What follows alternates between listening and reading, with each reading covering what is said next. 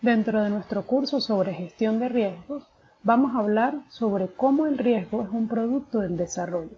Cuando me refiero a desarrollo, me refiero al paradigma de desarrollo que tenemos las sociedades humanas y cómo consideramos entonces que crear recursos, es decir, producir dinero y que el ingreso per cápita sea alto, es lo que consideramos como desarrollo.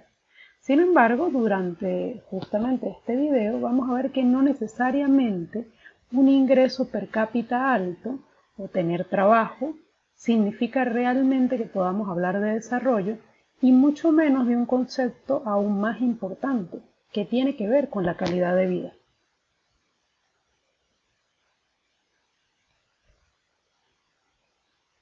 Cuando nosotros imaginamos las ciudades en las que queremos vivir, ciudades que son cómodas, ciudades que son completas, ciudades que cuentan con servicios, que cuentan con desarrollo de las capacidades de esos seres humanos que las habitan, pues imaginamos ciudades como estas, con grandes rascacielos, grandes entradas de recursos, donde todos podemos vivir cómodos, todos podemos tener la última tecnología, el último televisor, comer lo que queramos, trabajo, por supuesto, acceso a la salud, acceso a servicios en general, llamemos electricidad, agua potable, diversión. Y resulta que no necesariamente con ese modelo de desarrollo que tenemos, con esa idea entonces de que si generamos dinero vamos a poder tener acceso a ese conjunto de cosas, ocurren estas ciudades. Y más bien tenemos que habitar lugares diferentes, como por ejemplo esta. Esto fue después del terremoto de Sichuan del 12 de mayo de 2008. Fíjense que una ciudad que puede ser maravillosa dentro de esos conceptos de los que estábamos hablando, que ya vamos a ver que tampoco las ciudades terminan desarrollándose así, nos encontramos con estas consecuencias. Entonces, ¿a qué se deben estas consecuencias si estábamos pensando en un modelo de desarrollo maravilloso donde todos vivíamos enteramente felices? Pues resulta que tendemos a habitar zonas que se pueden ver amenazadas por eventos naturales. Fíjense qué interesante. Territorios que pueden verse amenazados por eventos naturales. Vamos a seguir mirando.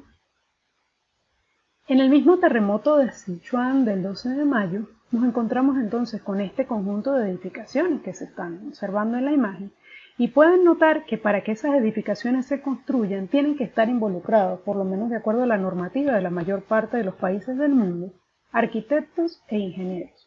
Eso quiere decir entonces que no son desarrollos no controlados, donde la gente se colocó a vivir donde quiso, como pudo y con pocos recursos, sino que estamos hablando de edificaciones formalmente construidas, donde deberían obedecer a unas normativas, a unas planimetrías, a unas normativas de resistencia a las amenazas que los puedan afectar.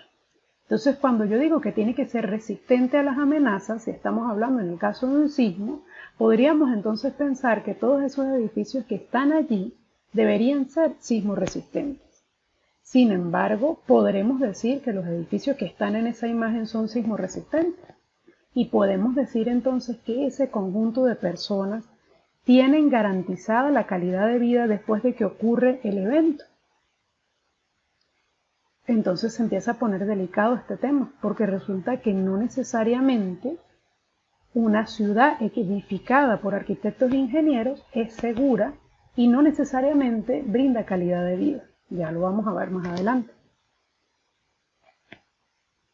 Esta es una imagen donde podemos observar entonces cómo un conjunto de cálculos estructurales que se hacen para el desarrollo de estructuras pueden, sin embargo, verse completamente superados y que ese acero que consideramos estructural y que debería resistir un sismo en un sector determinado donde se construyeron edificaciones, se ve totalmente superado al punto que entonces deja de parecer acero y parece un conjunto de hilos o de chicle, se podría decir, porque pierde su capacidad de carga, su capacidad de resistencia, y entonces se hace lo que uno llama en cálculo de estructuras, pasa de su rango inelástico, cuando tiene todavía resistencia, a su rango elástico, es decir, se dobla, pierde su capacidad de carga, pierde su estructura y pasa a ser entonces ese conjunto de acero que ya no tienen ninguna capacidad estructural.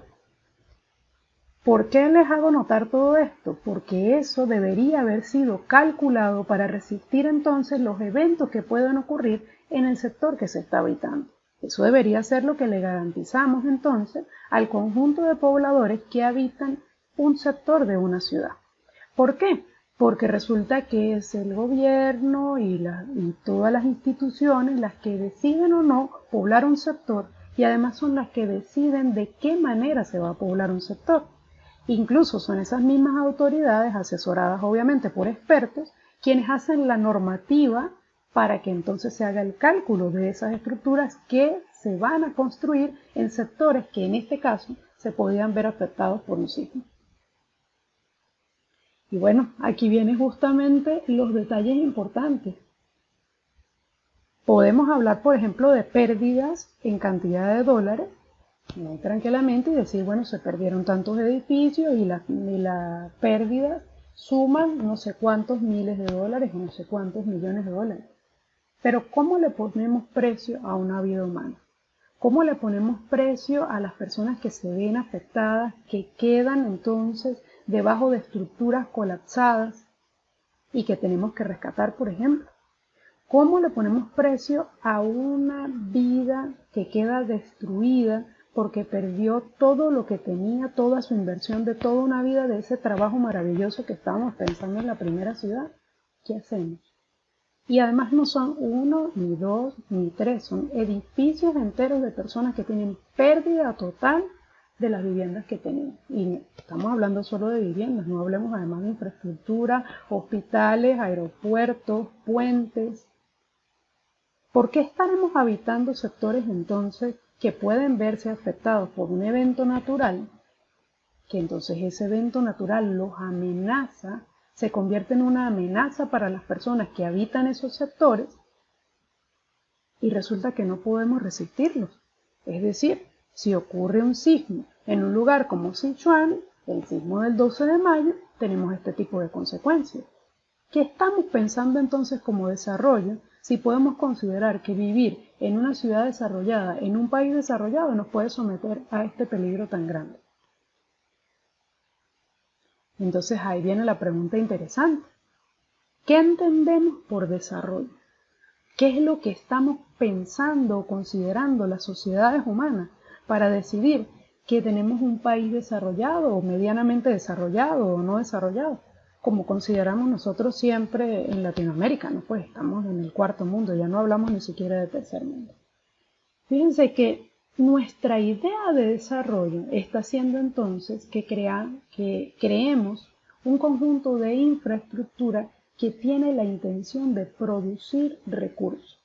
Es decir, nosotros consideramos que un país es desarrollado y uno de los indicadores es, por ejemplo, ingreso per cápita. Mientras más dinero recibe la gente, entonces consideramos que hay mayor desarrollo. Otro de los indicadores es que no haya analfabetismo.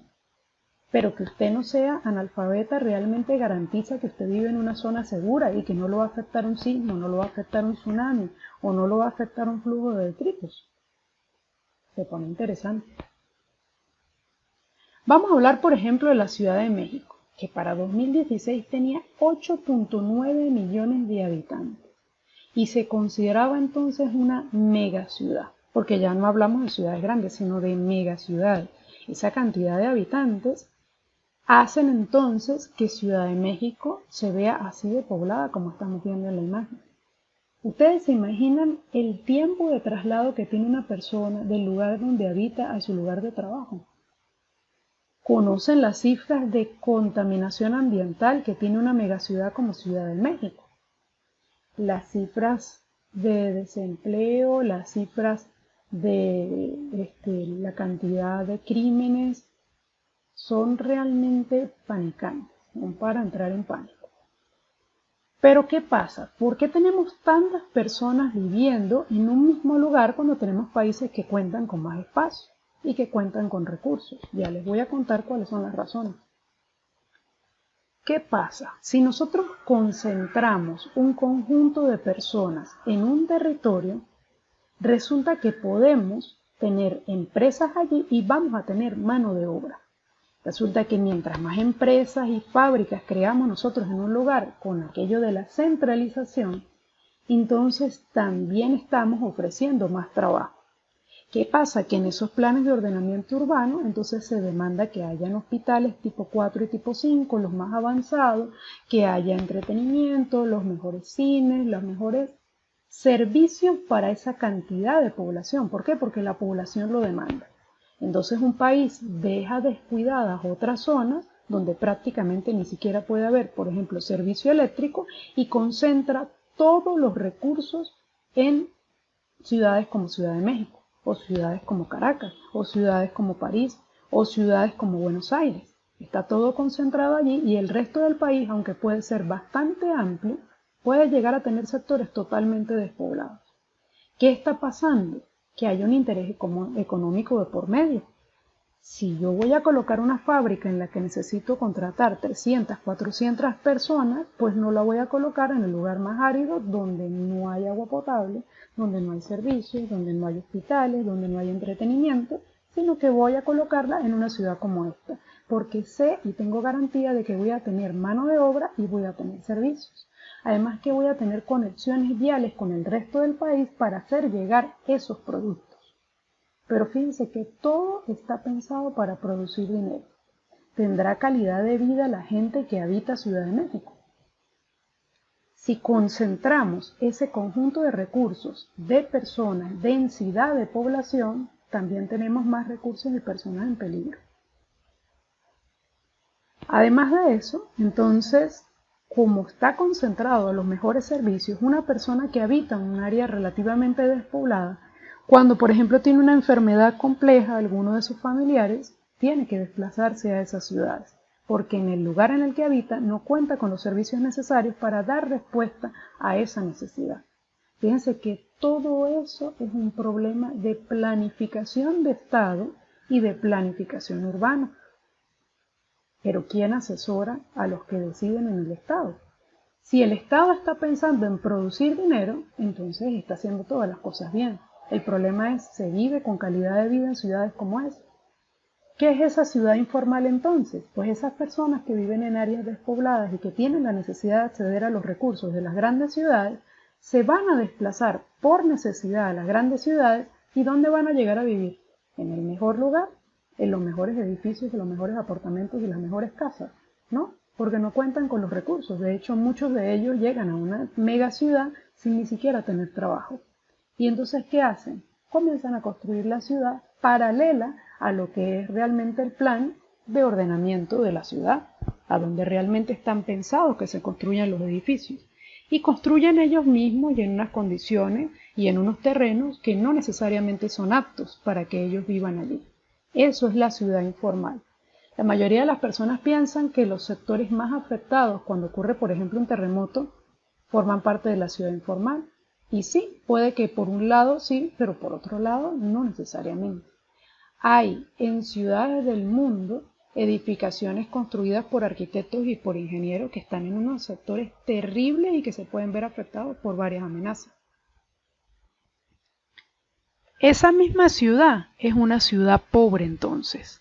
¿Por qué? Porque hay gente que no cuenta con los recursos, que habita los peores terrenos de la ciudad, porque no tienen manera de hacer otra cosa, porque no cuentan con recursos ni créditos, ni hay políticas dentro de los países para brindarles posibilidades a esa persona. Esa ciudad pobre entonces tiene menos acceso a los recursos, tiene menos comodidades, en muchos casos no cuentan con servicio eléctrico ni agua potable y deben entonces terminar de resolver su vida ellos de unas maneras realmente impresionantes. Entonces no tienen calidad de vida, pero sí son los trabajadores de aquel empresario del que yo les comentaba que necesita 400 trabajadores, y como tú no tienes documentos, no tienes dónde vivir, etcétera, etcétera, además me puedo dar el lujo de pagarte poco, y eso me genera entonces más recursos para mi empresa. Entonces se diría acá en Venezuela, un tiro al piso. O sea, yo tengo un conjunto de empleados que están sumamente necesitados por ese trabajo, que trabajan prácticamente por lo que yo les ofrezca y están todos concentrados en la misma ciudad, no tengo que brindarles ni siquiera transporte. Para producir recursos es un tiro al piso. Ahora, ¿hay calidad de vida? ¿Cuántas personas se exponen en Ciudad de México entonces a ser afectados, por ejemplo, por un sismo? Porque Ciudad de México es una ciudad que puede afectarse por un evento sísmico. Y entonces ahora viene la pregunta, ¿cuántos amenazados entonces tengo en Ciudad de México? Bueno, para 2016 8.4 millones. Fíjense qué pasa entonces. Tenemos todo ese escenario que yo he venido describiendo hasta ahora. Y ahora fíjense cómo se complica más ese escenario. Tengan en mente esa palabra escenario, tengan en mente la palabra vulnerabilidad, tengan en mente la palabra evento y tengan en mente también la palabra amenaza.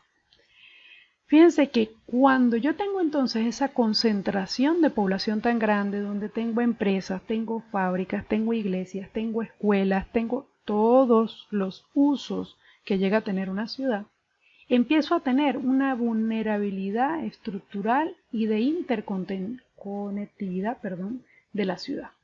Por ejemplo, vamos a imaginar una emergencia sencilla. Ocurre un incendio en cualquiera de esos edificios que ustedes están viendo allí. Estará cerca una estación de bomberos.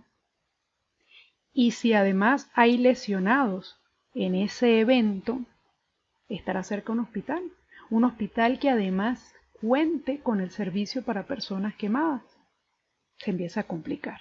Llega un momento en que acceder a ciertos servicios solo por el tamaño de la ciudad, la complejidad vial, la complejidad de la interconectividad de servicios como electricidad, agua, gas, se vuelve sumamente compleja.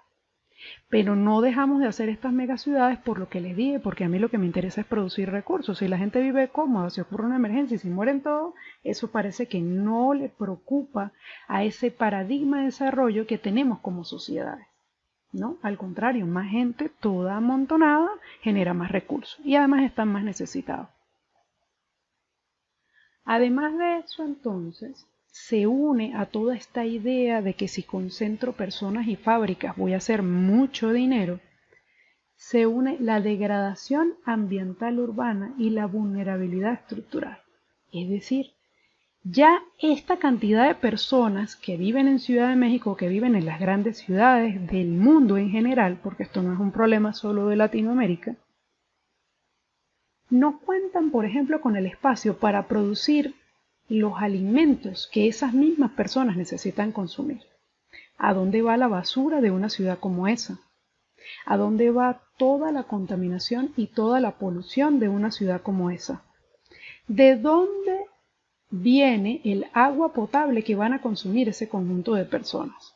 Se empieza a complicar cada vez más porque estas ciudades necesitan que otras ciudades y otros pueblos les produzcan comida, les hagan llegar agua potable, les hagan llegar otro conjunto de alimentos, les hagan llegar además productos, porque llega un momento en que son tan grandes que se hace inmanejable todo este proceso. Y entonces empieza la gente a vivir hacinada, sin espacios verdes, la contaminación y polución son enormes al grado de incluso de que se empiezan a aplicar políticas como que no se puede salir en el carro todos los días, que necesitan utilizar mascarillas para no contaminar sus vías respiratorias. Se va complicando cada vez más, pero generan más dinero. Entonces, ¿cuál es el detalle? Justamente el interés que tenemos es producir dinero. Si seguimos pensando que desarrollo es igual a producir dinero y ponemos ciertas excusas como que no hay analfabetismo, como que la gente tiene acceso a la salud, como que todos tienen electricidad, esos indicadores no están indicando realmente un desarrollo sano para las sociedades humanas. Están indicando una producción de recursos muy conveniente. ¿Pero conveniente para quién? Para los dueños de empresas, para el Estado, para esos multimillonarios que hay. ¿Pero podemos ser todos multimillonarios en el planeta? Parece que no. Parece que para que haya multimillonarios y para que haya países en el mundo que producen mucho dinero, tiene que haber otro conjunto de personas que vive en condiciones de miseria, que ganan una tontería, que ganan $2, $3, incluso mensual. Entonces es realmente grave porque la calidad de vida se ve sumamente perjudicada. Si la persona no es analfabeta, ok, pero tiene que vivir con $10, tiene que vivir con $5 mensuales. Eso es una locura. Y entonces justamente en esos países nosotros pretendemos hablar de países desarrollados.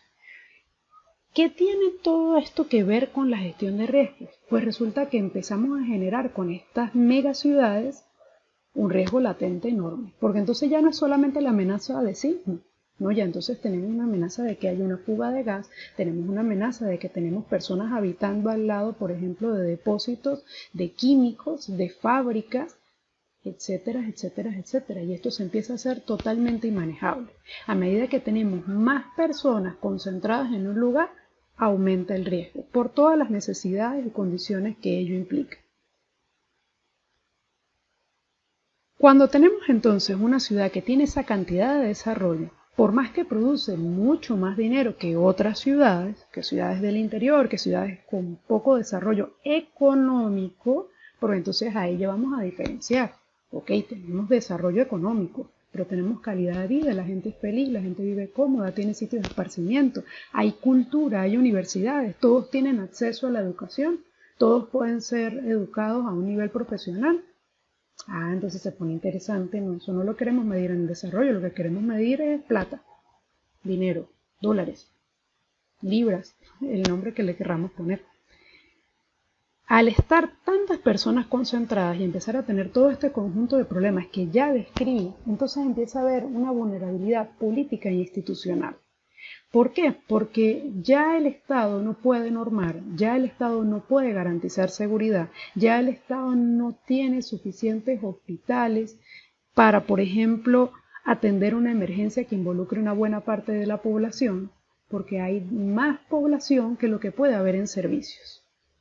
Y además de ellos, tanto las políticas como las normas y los instrumentos se ven violados y vulnerados por el conjunto de necesidades que tiene toda esta población que ya prácticamente se dirige sola.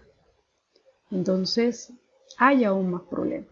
Ya no es solamente la vulnerabilidad de las personas expuestas a un evento natural o a un evento tecnológico, sino que además el Estado y las instituciones son vulnerables también. Y son vulnerables desde muchos aspectos, porque son vulnerables, por ejemplo, aunque su normativa no es tan adecuada, como vimos, por ejemplo, en Sichuan. Los cálculos obviamente no estaban adecuados para el tipo de sismo que podía afectarlo. Pero también tenemos una vulnerabilidad, que es que la gente es corruptible. La gente puede que haya una normativa que es adecuada, pero bueno, si negociamos, y tú y yo, y etcétera, pues no le hagamos caso a la norma. Entonces aún se complica más. ¿Qué hacemos con los desechos de esas ciudades? Porque además, bueno, la gente piensa, no, bueno, los desechos de una persona es una papelerita sucia con papel y orgánicos de lo que come, ¿no? Las megaciudades entonces tienen desechos como vehículos, por ejemplo, las papeleras generan unos químicos terribles que van al agua. Pensando, por ejemplo, en el caso de Japón, que generalmente lo vemos como la panacea en cuanto a la gestión de riesgos socionaturales y tecnológicos. Y resulta que, por ejemplo, Japón necesita plantas nucleares para producir la energía que se utiliza en el país. Y bueno, todos recordamos la tragedia de Fukushima. Todos esos desechos van al mar y todos esos desechos pueden causar algo tan grave como una tragedia nuclear, un desastre nuclear. Y entonces, realmente ese modelo de desarrollo está empujando a las sociedades humanas a vivir y habitar territorios potencialmente peligrosos. Territorios entonces con un riesgo alto. ¿Riesgo a qué? Riesgo a muchas cosas. Por ejemplo, a los eventos naturales, que entonces se transforman en amenazas para los habitantes, como también, por ejemplo, amenazas tecnológicas como la que acabo de describir en Fukushima, o cosas que la gente aprende a vivir con ellas y ni siquiera las considera amenazas, como por ejemplo el conjunto de enfermedades respiratorias que tienen los habitantes de Ciudad de México por la contaminación y la polución. Es bastante complejo y es nuestro paradigma de desarrollo el que está empujando a las personas a vivir en las laderas con altas pendientes, en los cauces de los ríos, en zonas donde pueden ocurrir eventos sísmicos importantes, hacinados, sin agua potable, sin servicio eléctrico, sin poder llegar en un tiempo efectivo a un centro de salud si ocurre una emergencia. Es bastante grave, realmente, ese paradigma de desarrollo que tenemos, que está realmente creando sociedades humanas que simplemente no funcionan, que no son para garantizar felicidad, tranquilidad ni seguridad. Son pensadas para producir dinero. Entonces tenemos una ciudad que en realidad está pensada para producir capital.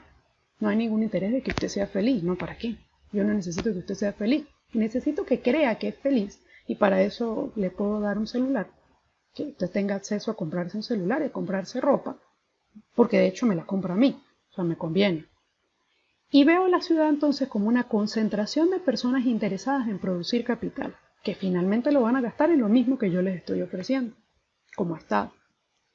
Lo que estamos viendo en el fondo entonces es la ciudad de Mérida, lo que la gente llama la meseta aluvional de Mérida, aluvional porque fue creada por residuos de varios de los ríos que irrigan ese territorio, entre ellos el río Chama, el río Albarrera. Lo que ustedes ven allí entonces es una ciudad que comenzó a crecer en un sector que ni siquiera se alcanza a ver en la imagen y que luego se fue desarrollando precisamente por la concentración de los servicios y vemos incluso que ya hay edificaciones que están en el borde de la ladera. Y fíjense que en esta imagen yo la tomo justamente porque las edificaciones que estamos viendo allí no son ciudad informal, no son las personas pobres, no son las personas que no tienen dinero, no. Estas son personas que tienen un poder adquisitivo entre clase media y clase media alta y sin embargo están habitando en la ladera de la montaña. Mérida es una ciudad que puede verse afectada por un sismo y uno conoce por estudios que se han realizado que los sismos amplifican su onda justamente en las laderas de montaña. Entonces estamos hablando de un conjunto de personas que habitan un territorio que se puede ver afectado por un evento y que además se va a amplificar justo en el lugar que ellos habitan, pero tienen poder adquisitivo. Entonces, ¿qué pasa? ¿Qué estamos pensando con el desarrollo? Esa gente realmente sabe que está expuesta a ese peligro, porque yo les aseguro que el que les vendió la vivienda no se los dijo. Si lo sabía, no lo dijo. Y bueno, es posible que no lo supiera. Fíjense entonces qué pasa. Esas ciudades que están asociadas entonces a la producción de capital tienen un crecimiento físico y poblacional descontrolado. O sea, crecen porque necesitan generar recursos, porque necesitan beneficiarse de servicios, pero no está necesariamente normado. Y hay planes de ordenamiento urbano que son antiguos y por lo tanto no contemplan las amenazas naturales, no contemplan los eventos naturales que puedan afectar a esa población que está habitando el territorio.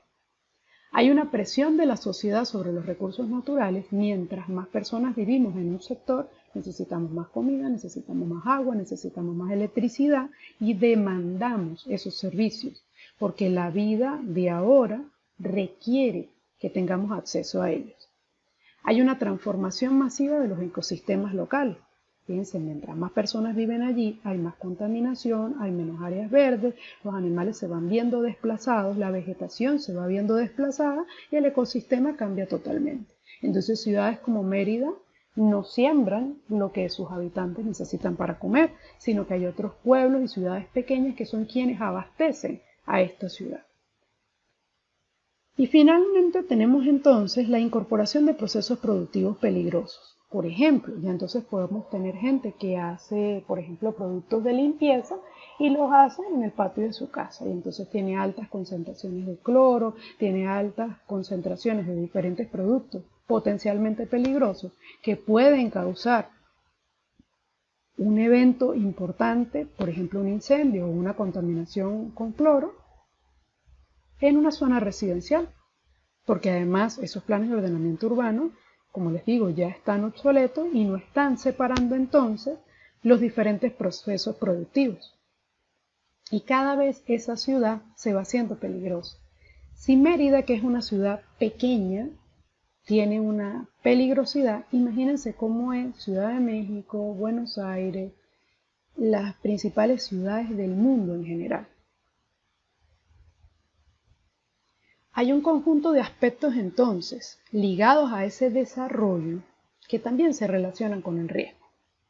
¿A cuál desarrollo? Al desarrollo de producir dinero, obviamente, porque si tuviésemos un paradigma de desarrollo diferente, donde las personas pueden tener comodidades, donde las personas tienen que tener unas áreas verdes para disfrutar, donde le tenemos que garantizar la salud a todos, pues no podríamos hacer esas ciudades hacinadas, porque resulta que la normativa no lo permitiría. Pero esa normativa ha sido terriblemente vulnerada. Entonces, la relación entre la sociedad y la naturaleza, simple y llanamente las fuerzas productivas, ese conjunto de personas que están trabajando para producir y comprar celulares, televisores, ropa, etcétera, etcétera, depredan los recursos. Son tantas personas demandando recursos que llega un momento que los recursos son insuficientes. Para nadie es un secreto que ya las hidroeléctricas no alcanzan para producir la cantidad de electricidad que una ciudad y una sociedad actual demanda, por ejemplo. ¿Qué otra cosa pasa? Este es muy interesante. Las constructoras se encargan de edificar ciudades y entonces resulta que ellos son quien construyen riesgo, pero lo tiene en sus manos un privado. Ese privado prefiere comprar, por ejemplo, un terreno económico y construir un edificio con acabados de primera. ¿Cómo es ese terreno económico? Es un terreno que se puede ver afectado por algún evento natural, por ejemplo. Las personas que van a comprar esos apartamentos o que van a comprar esos edificios desconocen la posibilidad de que ocurra ese evento y por lo tanto desconocen que el terreno en realidad ni siquiera probablemente era habitable. Las empresas constructoras, como son quienes deciden finalmente dónde se va a poblar, terminan poblando ese territorio y sometiendo ya ahora sí a una amenaza natural al conjunto de personas que compren esas edificaciones. Hay un conjunto de intereses políticos y económicos que encubren los riesgos existentes. Yo no le puedo decir a usted que el edificio de primera que yo construí en la ladera de la montaña, la piscina se puede caer en el primer movimiento sísmico que haya. Y tampoco le voy a decir que si una planta baja libre para construir locales, que es garrafalmente terrible cuando ocurre un sismo, ¿no? Yo le vendo incluso el local y gasto en materiales, entre comillas, buenos, cuando en realidad el diseño del edificio no es bueno y no está adaptado a la normativa, y le cobro hasta un dineral por metro cuadrado por lo que usted me está comprando. Entonces hay un conjunto de personas totalmente interesadas en que usted, que es el comprador final y el que va a estar expuesto a las diferentes amenazas, no se entere de que esas amenazas existen. También es muy delicada la manera como percibimos el riesgo. En países como Venezuela, donde los sismos realmente se distancian bastante, por ejemplo, la ciudad de Mérida, que fue una de las imágenes que utilicé como ejemplo, una de las últimas, el último terremoto fue hace más de 100 años. Entonces, pues hay muchas generaciones que piensan que simplemente no va a pasar. No percibimos los eventos naturales como amenazas para nosotros. Pasó hace tanto tiempo, nadie recuerda, nadie sabe y a nadie realmente le preocupa. Y consideramos que no nos podemos ver afectados. Y hay una doble concepción del riesgo. Es decir, la gente que habita Mérida sabe que Mérida es una ciudad sísmica. Pero bueno, la gente dice, esas son cosas de Dios. ¿Qué vamos a hacer? Que Dios nos cuide y nos proteja para que a mí no me toque, ni le toque a mis hijos, ni le toque a los hijos de mis hijos, ni le toque... Ay, ¿cuánto va a esperar ese sismo entonces? No, pues nunca, porque le damos la responsabilidad a Dios de la manera como nosotros poblamos el territorio. Es decir, nos ponemos a vivir en la ladera de una montaña, en un edificio que no está construido para resistir un sismo, y le decimos, mira Diosito, tú sabes, ¿no? Cuidadito pues, que yo además tengo hijos y tengo nietos y no quiero que ninguno nos veamos afectados, ¿no? Resulta que la conclusión más importante de este video es justamente, los seres humanos decidimos dónde vamos a habitar. Los seres humanos además decidimos cómo vamos a habitar. Esos mismos seres humanos creamos las normativas que indican cómo vamos a habitar. Cómo van a ser los edificios, cómo van a ser las casas, cómo van a estar construidos, qué materiales van a utilizar, cómo se va a hacer el cálculo de esas edificaciones, cuántas personas pueden vivir allí, cómo van a acceder al agua potable, cómo van a acceder a la electricidad, Y después tenemos la cara tan limpia de decirle a Dios que nos proteja después de todas las locuras que hicimos. Es como decir, el que se va con una cadena de oro de no sé cuántos quilates en mitad de la noche a un barrio peligroso y le dice a Dios, no, protégeme. Bueno, Eso estamos haciendo con nuestro paradigma de desarrollo. Y siempre queremos culpar entonces a un tercero, a la naturaleza, a Dios, a quien venga, pero no nos hacemos responsables de nuestro paradigma de desarrollo y cómo estamos creando las sociedades humanas.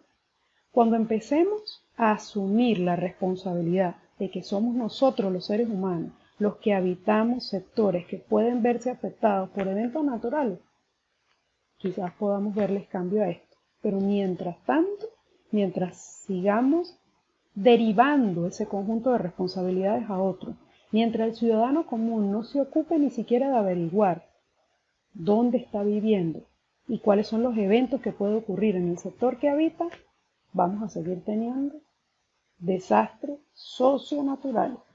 Porque eso de que los desastres son naturales, olvídenlo. Los eventos naturales siempre han ocurrido. El problema es que los humanos decidimos vivir en sectores que se pueden ver afectados y además no estamos ni medianamente preparados. Una imagen más de Ciudad de México. Simplemente para que ustedes piensen. ¿Cómo se llega, por ejemplo, en esa iglesia que tenemos allí, si llega a ocurrir un sismo, al hospital más cercano? Las personas que visitan esa iglesia realmente saben qué hacer. Todas esas personas realmente podrán acceder a una zona segura en caso de que ocurra un sismo. ¿Realmente el ciudadano se pregunta cosas como esta? Los jefes de Estado se preguntan cosas como esa. Las alcaldías están pensando en cómo hacer desarrollo en función de los eventos naturales y eventos que pueden ocurrir tecnológicos. Bueno, pues esas son responsabilidades humanas y cada profesional desde su profesión tiene que pensar en cómo hacer gestión de riesgos. Eso no es una responsabilidad de ni uno ni de dos, es de todos. Cada ciudadano debería conocer el territorio que habita y cómo actuar para proteger su vida y la de su familia. Pero resulta que eso de que sea nuestra responsabilidad no nos gusta. Vamos a tener mucho que hablar.